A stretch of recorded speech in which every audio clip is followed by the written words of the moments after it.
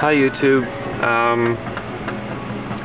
I bought a new computer, well, most of a new computer about a year ago, and it took me a very long time to save up for it, and I actually didn't do a video or much of anything about it. So I thought I'd do one now, just randomly. 6 monitor setup, and they're all hooked up to one system, so if I grab a window, like Task Manager, I can drag it across all the screens. And as you probably noticed, this thing's got a lot of cores. The reason it took a long time to save up for is I went nuts. It's a 16-core system based on a pair of Opteron 6128s. Where is it? Should be on there somewhere. Yeah, 6128, and there's a pair of them. They're sitting on a KGPE-D16 by Asus. Board is populated by a really big sound card with a lot of channels, 3 video cards to drive the monitors, and all kinds of different USB and serial peripherals hooked up. There's also got a flashlight here because there's low light. I've also got a 6-speaker setup. These are all like 90s monitors type things. Well, those are cheesy, but they're good accents, I guess.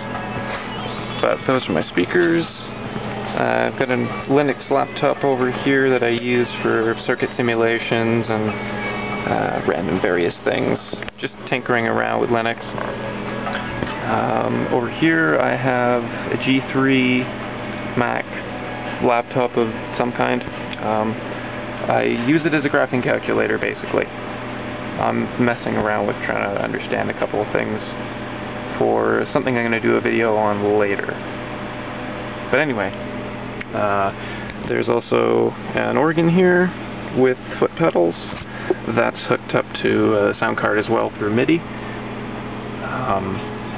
This monitor, for the most part, just looks cool. It's monochrome. I have the terminal up on it. Right now it's doing TCP dump, so browsing the web I can see everything that's flying through my server, which acts as the router for my bedroom network.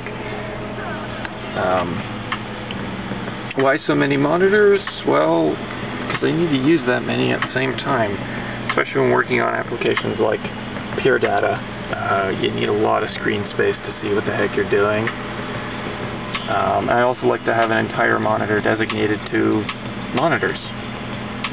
I've got core activity, Task Manager is usually up here, network activity on both NICs and the loopback, audio monitor, time, video card monitors, Twitter. That's usually multimedia, TV in the background, or Winamp, whatnot. And these are just general use. That's a really frickin' high resolution CAD monitor. It's, oh geez, I can't even remember the resolution, but it's over 1,536 pixels tall. I can't remember the width. But CRT, crisp. I'd never switch to LCD for something this size. It's just gorgeous to me.